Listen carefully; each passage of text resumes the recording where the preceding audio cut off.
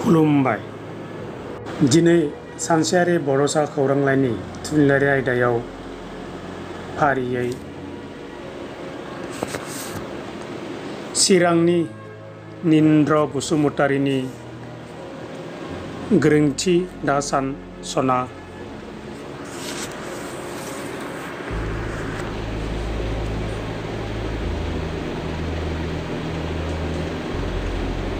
बाक्सानि बनमालि दैमारिनि सावननि माइरं गोरलै,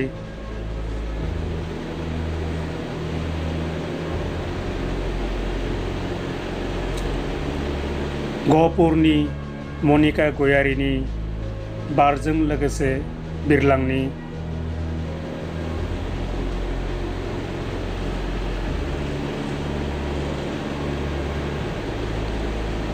क'क्राझारनि श्रीकृष्ण नार्जारिनि मुगै जानायानो आंनो,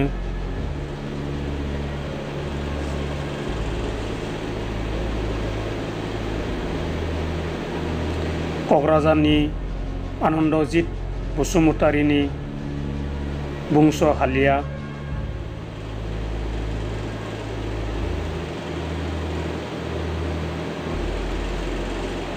आरो बाक्सानि रैदोम बर'नि टेट्रिक्टिस खन्थाइया सेबखांजादों एबा फोसावजादों।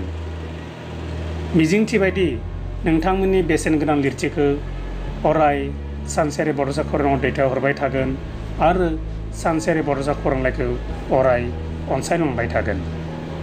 गोजोन्थों।